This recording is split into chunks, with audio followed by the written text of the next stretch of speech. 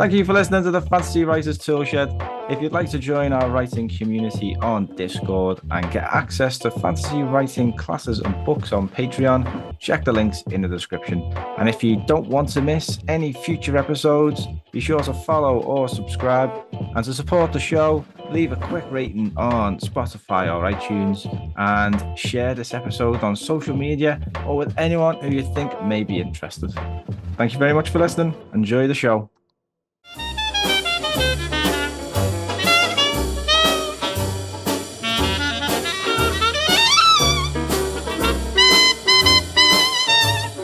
Thank you for listening to another episode of the Fantasy Writers Toolshed. I'm your host, Richie Billing, and today I'm delighted to be joined by author of the brilliant Boudica series of books and also of a very interesting new novel, which I recommend everyone should go out and read once it's out. Any Human Power. Manda Scott, welcome to the show. Thank you, Richie. It's an honor to be here. Oh, thank you very much for joining me. And it's a real honor to chat with you because your book, it's coming around at a very important time, I think.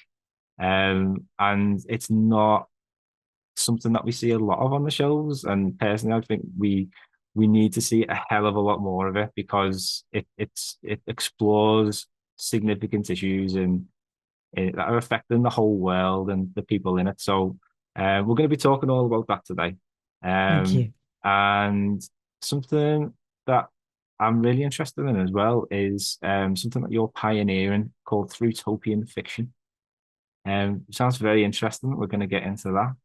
Thank But you. I think a starting point, which is what I always love to understand the journeys people go on, especially when it comes to writing, because it's not something that a lot of people set out to do. They just kind of like some people just stumble onto it. But I was always curious about people's journey. So how did you get into writing? What's your journey been like since you started, and how did you end up at this point?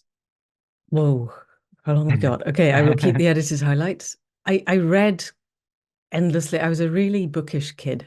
I, spent my life at the local library because you couldn't download books then, but you could go and borrow them. And then, but I wanted to be a veterinary surgeon. So veterinarian, if you've got listeners in the US. So I studied at Glasgow. I became a vet. I went to Cambridge as a house surgeon. And I had a really left brain medical. I went on to specialize in anesthesia intensive care and then ended up in Newmarket doing neonatal folds, basically, because Newmarket. And somewhere along the line, I realized that hello, Puscat, I didn't want to be a vet for the rest of my life. And I didn't know what else I could be. I was doing a lot of shamanic work at that point. My spiritual path is shamanic. And I was asking in the ways that we ask of, what can I do? And I kept being pushed towards writing. And I also thought it's something that I could do. I was working full time. There's a limit to and I didn't have money to train in anything else. And I thought, hey, just write a book. It'll be published and then you can give up the day job. Yay. Yeah. And nobody told me this was impossible. In the modern era, I'd probably get on Facebook and say that, and 1,000 people would go, no, you don't understand how difficult it is to get published. That'll never happen. But it was pre-Facebook era. This was the mid-90s. And so for a couple of years, I went to a place that was a bit like the Arvon Foundation, but not. And it was in Norfolk because I was still working at the vet school at that point. And the first tutor was Faye Weldon and the second was Terry Pratchett. There was only 1 week a year I could actually get time off. And I had those two. It was amazing. And they were both really, really helpful. Yeah. And by the second one with Terry, I'd started writing my first novel, Hen's Teeth, and he read through my outline and my first draft and went, yep, this is publishable, but you'll need to change this, this, this, and this. Okay, I'll do that. And he was right. And that was, I didn't realize at the time, Hen's Teeth was shortlisted for the Orange Prize, which was beyond amazing. And I was still being a vet. I kind of walked into work that morning and went, hey guys, novel's being shortlisted for the Orange Prize. And they went, oh yeah, really? Right. Okay, we've got 3 cruciates and a hip replacement on the table this morning. You'll be ready by 7 o'clock. Okay. And it's like that was the end of the conversation. Nobody gave a 4X for anything like that. And so I didn't really make the most of it. Yeah. But it did mean that I was published then by proper publishers. And then keep things tight. Another shamanic experience meant that I shifted from being a crime writer, because I had been writing crime writing, to the Boudica series. Um, and because they were expressions of what I understand to be our shamanic past, but written in a Yeah. historical frame because I couldn't write shamanic stuff in the present, or I didn't know how to write it in the present. And that then locked me into being a historical writer. And then 20 odd years down the line, I went off another shamanic experience. I went off and did a master's in regenerative economics at Schumacher College, which was, I have to say, economics was had never been on my radar ever until that Yeah. moment. It's like, oh, I have to do what? Are you kidding me? But it was an amazing experience, really, truly. I learned so much that year, and I made so many really good friends, and came back and said to my partner, forget all the stuff, all the ideas we had of, pensions in the future. It's just not going to happen. We need to be doing something completely different. And so we set up Accidental Goals Membership, which became Accidental Goals Podcast. And then another shamanic event. They do make all the critical things in my life have come out of that Yeah. at the summer solstice of 2021. And any human power rose out of that. Basically, that's the very edited highlight was I have to stop writing the historical stuff that my publishers were expecting Yeah. and write instead what at the time I conceived it was a near future novel, this idea that Cory Doctorow has of 5 minutes from now. Because I realized that we need pathways. We need what I'm calling ghost lines across the route maps of tomorrow so that people can walk them. We need route maps from exactly where we are to a future that we would actually be proud to leave behind. And Yeah. there are none. There's almost nothing. There's The Ministry for the Future by Kim Stanley Robinson is, as far as I can tell, the only book that even attempts to actually walk us forward from where we are. Everything is either a dystopia, which makes me really cross because we don't need to see anymore how bad Yeah. things are. We can all work that one out for ourselves. And if it were the case that any single person was going to change their behavior as a result of dystopian novels, 1984 would have created a transformed world. And it didn't. Yeah. It's not how our neurophysiology works. When I wrote my dissertation at Schumacher, I'd spent all years saying we need to change the narrative. And I got to the end and they said, right, dissertation, what are you going to do? And I thought, well, I better look at changing the narrative, hadn't I? So I did, it was called Whispering to the Amygdala, the role of metaphor, frame, and language in the process of transition. And I looked at the neurophysiology of language. How does it hit us? How does it change us? Limbic hijack wasn't even really a thing back then, or weren't calling it that, but I was looking at how does it work. And dystopias don't work. It's not how we're wired. And utopias don't work because there's always a jump cut of things were bad, and in one bound we were free, and now we're this amazing new culture that where everybody thinks like I do, where I am the Yeah. author. It doesn't show us how to get there. Yeah. We need to see. I don't know a single person who thinks the current system is working, No. but nobody knows what's possible instead. There's a long old quote that says it's easier to imagine the total extinction of life on Earth than it is to imagine a difference, an alternative to predatory capitalism. Yeah. And we're told there's no alternative. And that's so plainly untrue. There are 100,000 alternatives. We just need to actually find some that seem to work to Yeah. us. And then, as you have pointed out, or in our earlier discussions, then we're pushing up against the establishment. So I think it has to be peaceful. I think our way through, absolutely. I am partly because of the shamanic work, but also I think I did a lot of systems thinking, and emergence into a new system, I think, is a thing. I think it's Yeah. the only way we get through. And I think the use of violence to solve perceived problems, which is my hierarchy is not winning over your hierarchy, is part of the old paradigm, the old Yeah. system. It is not part of new system thinking. No. And it's not going everyone who's ever used violence in an effort to change the system has ended up promoting the system, Yeah. just with different people in power. Perpetuates the It doesn't problem. work. Say Yeah. again? It just perpetuates the It problem. does exactly perfect. So I'll shut up now. But that's how I got to where I am. No, no, I am it's writing the sequel as we speak. oh, amazing. It's so many fantastic points that you bring up, but just to carry on what you're saying, it's difficult, isn't it? Because people are stuck in a capitalist society. They've got really no choice. Like I remember, um, oh, it's about 10 years ago now, and just left university, and I was very sort of idealistic, I suppose. But I'd say more hopeful, optimistic that there could be a different way of Yeah. living your life. So I was like, I'm not going to get a mortgage. don't need to own a house and all that kind of stuff. I only found out the other day that mortgage it comes from a French word that means death pledge.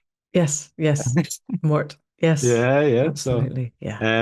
and but I ground down, just like you sort of slowly, the sort of because it's so rigid and there's no Mm, options. It's like, yeah. well, what do? You've got to sort of accept it and try and make the best of it. Yeah. And you see now, like with the protests in America, how heavy a hands that people are coming down. These are just peaceful protests. Yes, Like totally. nothing's going on, and they're coming in with like riot police and bulldozers Yeah. and stuff like that. So how else can you reach people in a meaningful way and shift the dial? And I think we have to like the sort of anti-woke establishments is go. They've given us the answer because they're saying they're waging culture wars. Mm, So if it's a war about culture they want to fight, we just need to strengthen our game and we need to flood the world with hopeful yeah. writing that, like you say, shows people the way. Because it's all well and good writing about heaven and hell, but how do you get there? Yeah. Yes. And I think for me, we need a shift in values. It's right at the core. You can peel away the economics and the politics, the governance systems, power generation in all of its possible metaphors.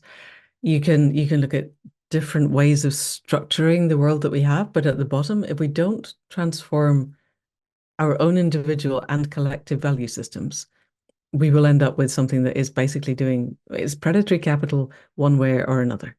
Yeah, I spend a lot of time listening to people who talk about AI because I am interested in that.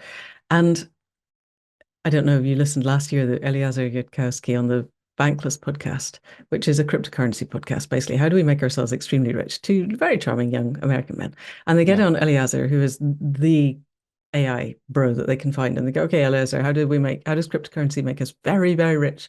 And he says, "It's not going to. It's going to kill us all." And the next hour of that podcast is these two young men in meltdown in real time. It's a fascinating sociological study. Because yeah, they're going, well, why does it hate me? And he's going, it doesn't hate you. It doesn't care about you. You just got atoms it could use for something else. And they're saying, but we could give it values. We could give it our, whose values? And we yeah, can't currently get it to keep a strawberry from going off. How are you going to give it values? And whose value? I think whose values is the most important question. And I don't necessarily know that AI is going to, but I think we're all quite scared, or some of us are quite scared of the concept of AI going rogue and creating a system that will destroy people and planet in pursuit of a mindless end. mm, And we're already in that system. It's yeah, called capitalism. yeah, It is pushing us up against biophysical limits so hard that it's almost impossible to keep up to date with the data points. yeah, And all it knows what to do is grow because we've designed a system where the people at the top need the economy to keep growing, regardless of the impact on people or the more than human world or the rest of the ecosphere. yeah. And it's not like there aren't alternatives. Kate Raworth published her book on the donut economics in 2017. That's old now, in the scale of things changing. Jason Hickel has his degrowth book out middle of lockdown. We know what to do. We just need to all get behind doing it. And to do that, we need to reshift our values so that see, want, take, who dies with the most toys wins is not the basis on which we do everything. Sorry, I'm Yeah. ranting. I'll stop. So anyway, that's what the That's book is good. about. I should be saying this is any human power is designed to give us the route map, our route map through, and Mm, to begin to evolve the shifting consciousness that I think we need. But we have to start where we are. So it starts in 2023, which is near future when I wrote it. But by the time it's got through all the editing process and actually got published, of course, it's slightly historical. But anyway, I could have shifted the time frames, but things were changing so fast. I didn't want, the whole Gaza war had not erupted when I wrote any of the drafts except the very last one. And I didn't want to shift a time frame and have to bring that in because it wasn't where the thrust of the kind of narrative arc was going, it would have complicated everything. So it's set now in 2023, which is still close enough to where we are that I think we can still use it. And it yeah. ends on the night after general election, and I was desperate to get it out before a general election. I keep watching Sunak, and I'm in that kind of weird schizophrenic space of God's sake, we need you out. Yes, please call a general election, but no, now, not until I've got the Yeah. book out, please. So he hasn't, so we're okay. Oh no, it's yeah. We talk more about the book. I think one of my favorite things, which sort of encapsulates what the story is really about and what you can take away from it, is the quote that you've included on the inside cover from Ursula Le Guin, and it's fantastic. I'll read it aloud because it came from a speech. It was an award acceptance speech. From Um, Ursula Le Guin in 2014. Yes. yeah, and for the National Book Awards. So not many people might have heard it, but I just think it's something that everyone should hear and just think about. So she said, "We live in capitalism. Its power seems inescapable, but then so did the divine right of kings. Any human power can be resisted and changed by human beings. Resistance and change often begin in art, very often in our art, the art of words." Yep. Excellent. And it's so Yep. inspiring that a reminder that you've got the power at your fingertips to inspire people, that to show people a different way. And Um, we've done it before. This is a transient cultural moment. It's not inescapable. yeah, I think that's really important. Yes. The other quote that I didn't put in there, but I was going to, is Amitav Ghosh in The Great Derangement. And he says, future generations looking back may well hold politicians and bureaucrats culpable for their failure to act during what he calls the Great Derangement. But I would say, and they would be right to do so, but I would say they will also hold writists and artists equally culpable because it's not the job of politicians and bureaucrats to imagine a different future. yeah, And Manda Scott, would say if they were capable of imagining a different future and bringing it into being, they wouldn't have their jobs. It's the system is designed to perpetuate the system. Capitalism is a disimagination machine. It is designed to keep us in stress. And when we're in sympathetic overload, creativity is really hard. yeah, So those of us who are not perpetually stressed, I feel, have the privilege and the duty to use our creativity to imagine other ways in which people are not perpetually stressed. I yeah, want our grandchildren's grandchildren to have a future where they get up in the morning and they are completely confident that the day is going to be amazing. And you don't necessarily know what you're going to be doing. I think this concept that we all go out and have a job is bizarre and stupid and ridiculous, and we don't need it. But that the world is a safe place to be in. And it's a place where you can find the best of yourself and share it with your communities of passion and place and purpose. yeah. And thereby grow and evolve. And I don't see that that's impossible. No, definitely. I mean, historically, the people who are at the forefront of like societal change and thinking were the writers. Like, go all back to ancient Writers Greece. and Like, poets. I love Epicurus. Right. He was the one guy who said, "I'm not going to Yes. focus on what it means to be good. I'm going to focus on what it means to be happy." Right. And Yeah. everyone told him he was nuts. Yeah. Well, But he also was it probably wasn't one of the a most very Christian thing. successful and most influential people who probably ever lived. Like tens of thousands of communes where people were all living together and focusing on happiness rather than Mm. like money and profit and image and material things that when you strip it all away, it doesn't matter. It Yeah. really doesn't matter. And so I think, yeah, it's definitely possible, and we just need to shift the dial back. But if you look at the way societies are structured, the odds are stacked against us. Like, there's no money for arts. That gets cut all the time. If you want to write, it's gonna have to start as like a hobby, unless your Yep. family are loaded. um, Yeah. and you're coming up against things like you say, people work 9 to 5. So I've been in work 8:30 this morning, home at 6 o'clock, speaking to you at 7. So like I'm people get tired, you know what I mean? You've got to be Mm. motivated, and like it's that's what they want. They want people just Mm. to be drained so that they just live that sort of Yeah. steady lifestyle that they feel like they can control and Yep. predict. Yep. They Um, can harvest our attention. They can have the limbic hijack. They can have the race to the bottom of the brainstem, and nobody complains. But it doesn't have to be like that. no, it doesn't. Money is an agreement that we make between people. We can change that. And the day we change that so that dollars and sterling are no longer the fiat currencies, the people with the power don't have any power. Yeah. All these things are changeable. Everything is amenable to change if we all decide that we want to do it. What we have to do is construct the scaffolding and the images of the system that we would like to have in place.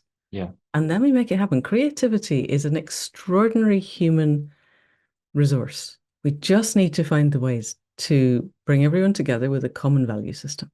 It's Yeah. not impossible. They just No. want us to think it's impossible. Yeah. And it's hard now because divide and conquer is one of the oldest rules in the playbook, isn't it? And that's Mm. what they're very, very good at. Mm. So even So you when just don't let them people, do it. yeah, exactly. Even when people do come forward with ideals and stuff, there's always someone trying to spin it. But it doesn't mean that people should be dissuaded, should it? People need to keep trying, keep struggling. That's what change is all about. It's just a struggle, isn't it? Yeah, but I don't think it has to be a struggle. I think that also, I don't think anyone signs up for struggle. Yeah, People sign up for what they're inspired by. definitely. And Yeah, that doesn't mean it won't be hard. People, people climb Everest, not because they think it's going to be a walk in the park, but because it's there and they think they're going to feel amazing when they reach the summit. But they don't think they see it as a struggle, they see it as a challenge. And I think if we can create a vision of a future that people look at and go, God, yeah, I want that.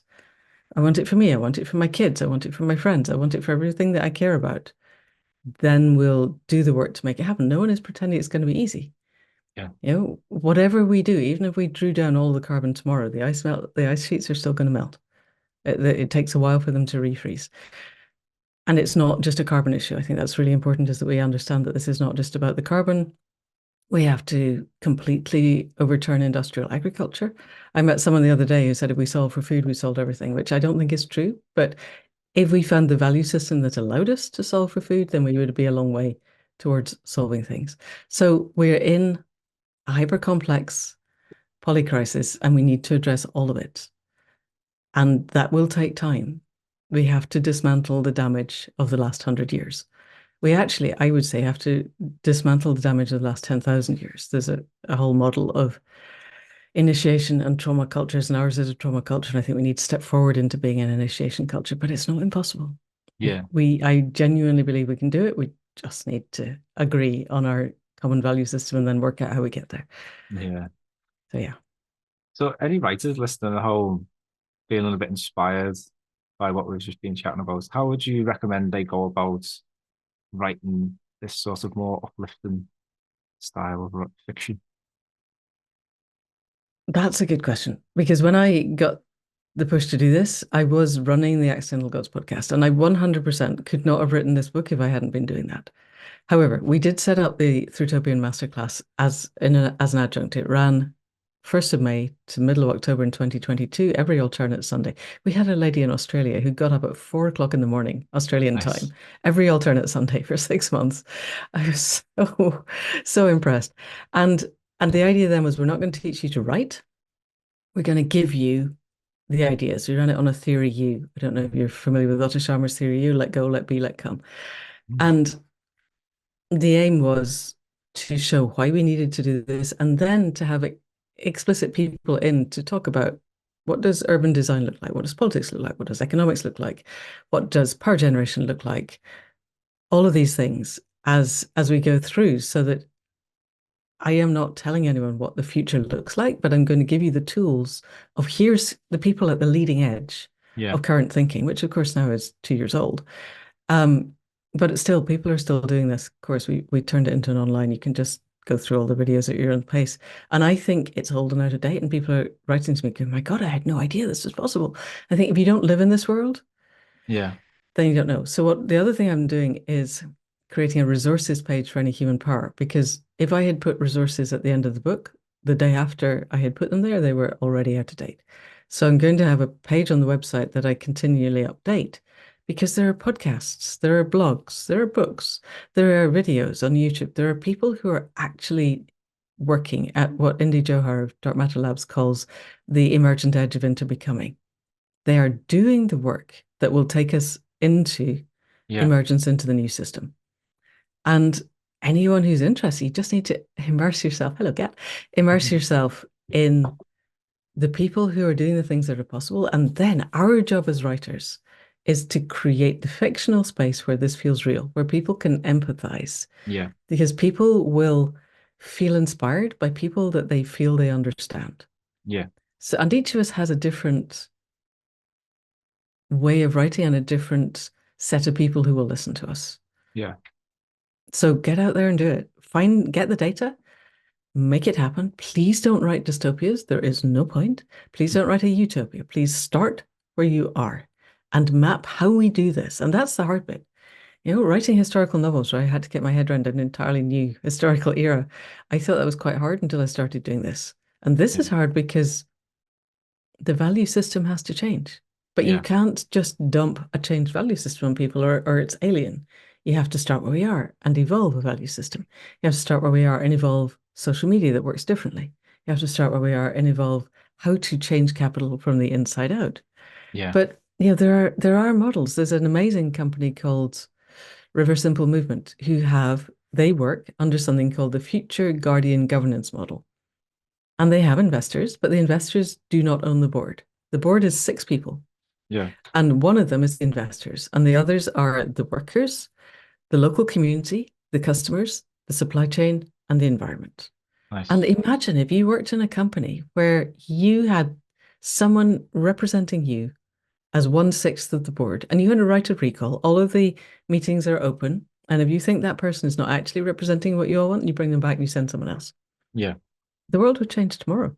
And there's Yeah. nothing stopping any business from taking on that model. Yeah. So these things are already there.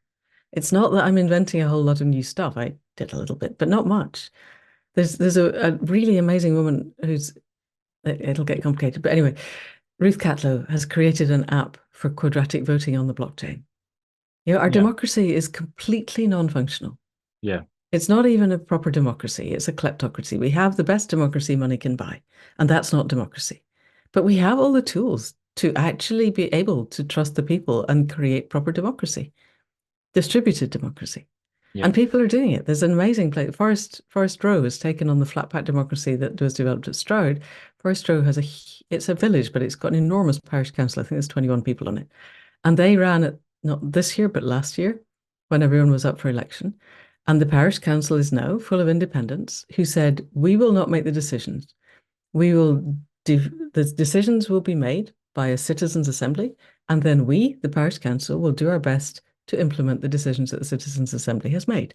Nice. That's up and running. Yeah. That could be every parish council in the country could do that. Every town council, Yeah. every bit of local democracy could be working like this by 4 years from now. Yeah. It's not hard. We just need to know that it's possible, and we just need to make it happen. Like you say, it brings us back to Thrutopian fiction, doesn't it? Showing people the way. Yeah, or nonfiction. I think Thrutopian writing, when we set up Yeah. the writers writing masterclass, it was for everyone. You want to be a poet or a songwriter or a scriptwriter Yeah. or nonfiction, or you want to be a journalist, you want to write articles or blogs or stuff for your local parish magazine. It doesn't matter. If you're whatever or scripts for TikTok, just write. Yeah. We are the creators. Create something and get it out there and Definitely. inspire as many people as you can. Yeah. No, it's fantastic. And we need to, like you say, we need to be encouraging more and more of this. Mm. So it's really sort of, I don't know, it's inspiring for me to speak with someone like you who's going out the way to lead the charge on this, and Well, thank you. makes me want to get behind it. Yes, well, do it. Do it. Yeah. Honestly, I have this vision that if we all got behind it, if all of my former crime writing friends or historical writing friends and everybody else, if the publishers could not get anything, any novel, Mm. except through Thrutopias, if every crime novel, every romance novel, every science fiction fantasy novel was actually predicated on Thrutopian principles, because at the moment they're predicated on business as usual and human behavior being basically grounded in our Paleolithic emotions. Yeah. And we need to grow up from those. But we need to show how we're growing up. You could write a crime novel that was still a Thrutopian novel. You could write a romance. You could write a science fiction. You could write fantasy. All of these things that are basically Thrutopian. Yeah. And if that's all they can get, then they'll have to publish it. Similarly, if all the producers can get are scripts that have Thrutopian ideals within them, then they'll have to make them. At the moment, everything is propaganda for business as usual. I had a friend who used to write for the soaps in the UK way back. And I met him at Schumacher and he was writing these things before then. So this is at least 10 years ago. And he was putting in to one of the big UK soaps, people taking out the recycling. So it wasn't radical stuff. Yeah. And every single time it was cut. And when he went to the sub-editor and said, "Why are you doing this?" They said, "Because our income depends on people wanting to buy a new granite worktop for their kitchen once a year. We are not going to do anything to suggest to them that that's not appropriate. And taking out the recycling might suggest that ultimate consumerism is not the thing." Oh, So he left. But that was, it's a deliberate choice to maintain the propaganda yeah. of business as usual as a thing. And it can't be. We're up against biophysical limits. We cannot keep consuming. There isn't enough stuff. No. I did a series of really interesting podcasts with Simon Michaud, who's fascinating. Used to be a mining engineer and now works in circular economy and things in Finland, but actually designing what a post-carbon future would look like. And he's done all the arithmetic of, for instance, supposing we actually did all of the changing our power generation to renewables that the EU wants. Okay, so how much copper would that take? Because bearing in mind that every offshore wind turbine has a copper wire that's basically, the thickness of a human being Yeah. coursing under the sea. It takes a lot of copper. So he did all the arithmetic. So we've mined, I think it's 800 billion tons of copper in the whole of human history. If we were going to fulfill this criterion, just the copper, just for the EU, we would need to mine that same amount in the next 22 years. Yeah. And it's not there. No. The mines don't exist. It's not going to happen. And nobody's actually sat down and worked out. And it's not just the copper, it's the lithium, the vanadium. Every wind turbine has a 2-ton neodymium magnet in it. It's not all neodymium, it's mostly iron. But where are you going to get this stuff from, guys? Yeah. No one's looked at that. The I know. system is designed to perpetuate the system, and they're not designed to think. And we need to start thinking. We can't keep going as we are. It's actually not logistically possible. So if we can't, then I think we want the ideas in place of how we live differently. Yeah. Couldn't have absolutely superb. Yeah. Thank you very much, Manda. It's, I feel like Sorry, I'm ranting again. I just feel very appreciative of everything that you say because it's so important in my view anyway. Like I say, I found it very inspiring. Um, Well, I hope your listeners do too. I was going to ask you a few questions about writing itself because I'm conscious that we've been Talked speaking about the more about politics a lot. politics, but like themes, and it's hard to know sometimes what to write your stories about and whether to write with these things in mind. It's easy just to write about dragons and riding dragons and saving the day. You know what I mean? But Yep. at the end of the day, what do you get? What does the reader get when they step away from that? Fair enough if they've enjoyed it and they've had some escapism, but for me, I'm feeling that we need to try and do a bit more. So that's why it's been so good. But zooming in on the writing because you're an excellent writer and you've written some brilliant books over the years. I'm a big historical fiction fan. So I was going to ask you about how you approach creating characters because I mean, Boudica series, I imagine it's quite hard to do the research on a historical figure like that and try and Mm. bring them to life. So can you tell us how you approach that and what tips you've got for writers when it comes to creating characters? Alrighty. So there's two separate things. Whether you're writing historical or Thrutopian or a crime thriller or anything and people say write from what you know, and I think up to a point, I'll address that in a minute. But you need to, if I'm writing the Boudican era, I needed to spend a lot of time in the library knowing what we think currently people wore, what they ate, what the Romans were. I started doing this work when I was still a vet, and I discovered that there was more on Roman military history, just the military history, in the library at Cambridge than the whole of veterinary anesthesia by a very large margin. And and I needed to know it. I got to know it enough to know that the Bible of Roman military history was in fact wrong in certain places about the 12th Legion because I studied them so hard. I could go, no, that's not where they were at that point, which is really quite sad. But you need to know that because otherwise, in the old days we used to get letters in green ink on purple paper, and now you just get emails in all caps explaining to you why you're wrong. So you need to get your head around that. If you're writing Thrutopian stuff, you need to get your head around what degrowth looks like, or how we might actually generate power, or how we could have local generation of power and put it on the blockchain and whatever. You need to get your head around the mechanics. Yeah. And that takes a certain amount of time. However, I would say you can learn all the stuff that you think you need to learn, and up to a point, you just follow the threads that you're interested in. Whatever you're interested in, follow it, explore it. How would this make a story? Oh, look, I could fit this and this and this together, and now I've got a story. You can never write a single sentence beyond your existing emotional intelligence. You just can't do that. And you can't Yeah. write much below your existing emotional intelligence because the wires inside won't let you. I had a friend who was commissioned to write a Mills and Boon, and she couldn't do it because she didn't believe in the basic principles of, you know, Mills and Boon romance. Yeah. And that's you either can or you can't. And if you write it from the point of view of irony, it doesn't work with things like that. So I think because we're talking through utopian stuff, and I think we have to evolve our consciousness.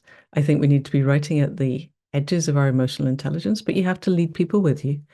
So that's where I'd put quite a lot of effort is expanding your emotional intelligence. However, you were asking about characters.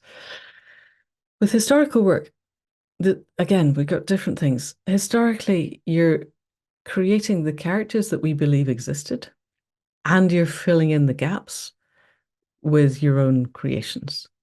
And what you have to make absolutely sure is that your own creations are not more alive than the ones that we think existed. And it's hard because historical value systems were different. Men valued women differently. People valued people of other races differently or other sexualities differently. And you can write what is essentially a costume drama that where everybody thinks like we do in 2024, but they happen to be dressed up as Romans. And there is a market for that. Or you can try and write more within the balance of the time. So, for instance, Romans were not remotely homophobic with men, they were Yeah. extremely misogynist. Yeah. And I don't think all of them were. In fact, I think there's reasonable reason to believe they weren't all, but a lot of them were, just because that was the culture. And you can't change that. So you have to choose an era where you're going to be comfortable writing within it, Mm. or you have to write anachronisms and be happy that you're writing anachronisms. And you just have to know what you're doing. You can't flip between those. I think every character is an emanation of ourselves. And I'm in a kind of therapy called internal family systems therapy, and it's finally got something that I can understand because the principle of internal family systems therapy is that you have a system inside, and that system is composed of different parts. They all have different characters. They, oh yes, I've been writing this all my life. Yeah. Um, you're right, you're letting that part speak and move, and you need to understand where its agency arises. What does this person want most Yeah. in the world? So if any human power, it's a bit of a cheat because I had shamanic visions that set me off. But it only gave me the first two characters, Lan and Finn. So an old woman who's in her bed and her grandson who's beside her, and he says, "When you come home, can we do X?" And she goes, "No, I'm not coming home, I'm dying." And in the process of the ensuing conversation, he says, "You're the only one who gets me. I don't want to live in a world with you not in it." And she realizes he's serious. And she said, "I don't know what happens next, but if it's possible, and really need me and you call, I will come." And the gods and everything hear this is an oath. And she's bound to it, and then she dies. And the whole of the rest of the book is told from her perspective as someone who has just died and then has to honor this promise. And that I got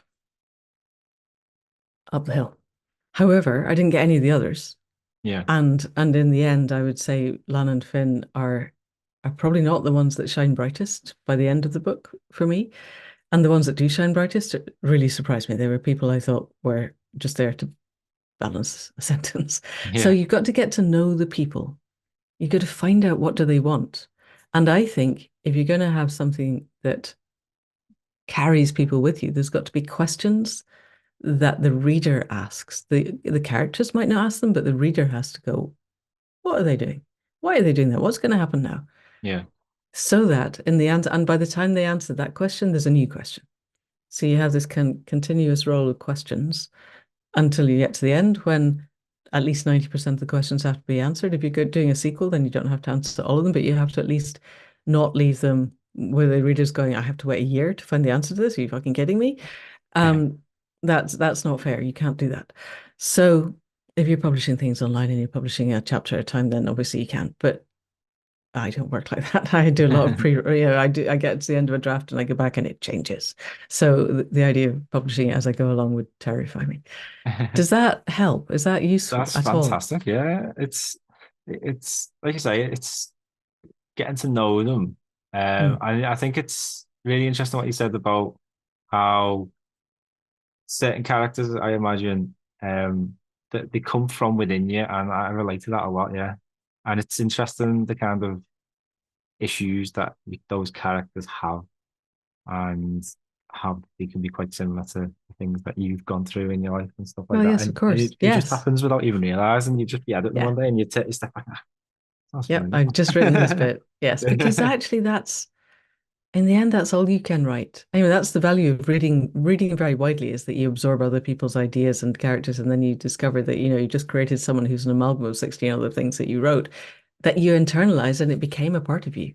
And I think that's, a friend once described writing as a process of being a fuzzy felt board, which is a thing that was around when we were kids and probably not when you were a kid, but it was just basically a board of felt and you picked something up and pressed it on and it stayed stuck and you could build pictures.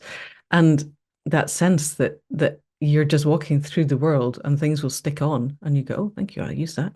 Yeah, And that's, it's also how you relate with your readers because, you live in a culture and certain cultural ideas, we call them memes now, but they're floating around. And if you can just pull that one and mix them together and create something slightly different, but people recognize it, then it feels good to the reader that, oh yeah, I know that, I get that. And particularly if they feel that they've had to do a little bit of working out. It's, aha, I worked that one out. Yay, yeah, good. Go for it. nice.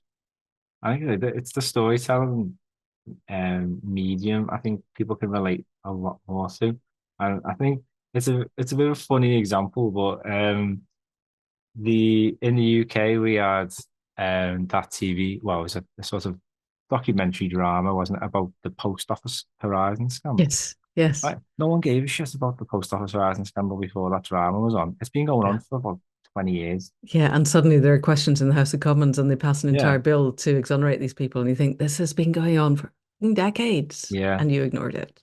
Yeah, And because of it was a brilliant documentary or drama, like a story showing what happened and showing the yeah, human side of it, and people yeah, just connected with it straight away, and it changed the world. Well, it yeah. changed for It them, changed their world, their world, absolutely. yeah. Yes, So yes, it just goes to show that the storytelling is such a valuable yeah, medium, and people should be yeah. encouraged to keep doing stuff We like are a storied species. Everything humans do, if we're getting a new job or getting a new partner or a new house or anything that we do, is a result of the stories that we tell ourselves and each other about ourselves and each other.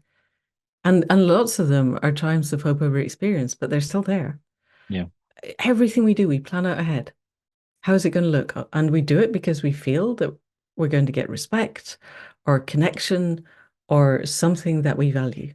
yeah, And so if we can, you and I and the people listening can create the stories that give people a sense of things that they value and a road forward, then we're on the way.